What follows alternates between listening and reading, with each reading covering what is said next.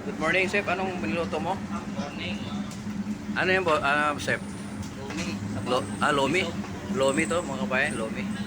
Wow, sarap po. Ang init pa.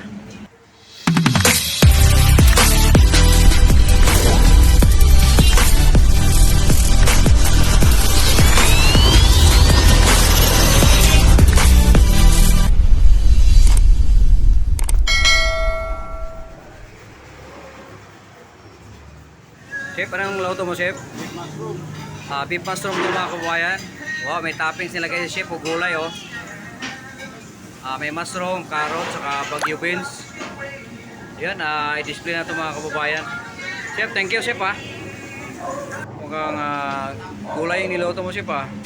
Anong gulay yan? Dinding. Dinengdeng. Wow, mga kababayan, dinengdeng pala yung niluto ni Chef, oh. Siyempre yung saluyot ang huling nilagay niya. Wow, sarap ng dinengdeng, mga kababayan. Dinengdeng na, no? Ano to siya? May kaunting isdang bagoong, mga kababayan. Wow, grabing sarap nito. Healthy tong gulay na to. Mga kabayan, ito yung menu namin dito sa RFD Food Service. Ito yung Chicken Bicol Express. At saka ito yung dinding na niloto ng chef kanina, pinakita ko sa video. Ito naman yung pork asado. Ito rin yung beef with mushroom, yung kanina niloto ng chef. Wow, ang sarap. Tsaka ginataang puso ng saging. Saka pork with tofu, mga kabayan. So may isda rin, may sinigang na bili na salmon, tsaka bangos con tutso, mga fried salmon, ayan. Kailangan may isda rin tayo, mga kabayan. So ito yung sweet and sour meatballs. Sweet and sour, mga kababayan. Wow, nakakatakam tingnan, di ba, mga kabayan? At saka lagi kami mayroong ginisang, kalabasa, kalabasa, patola, may patola. gulay lagi dito. Kasi ni-request to Patola. sa mga customer dito, mga kabayan. Ito yung chicken apritada, mga kababayan. Ito yung ano, Wow, sarap nito. Chicken apritada, oh. Chicken apritada. chicken barbecue.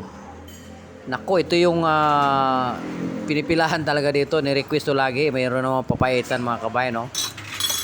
Lagi may papaitan kasi request nila, eh.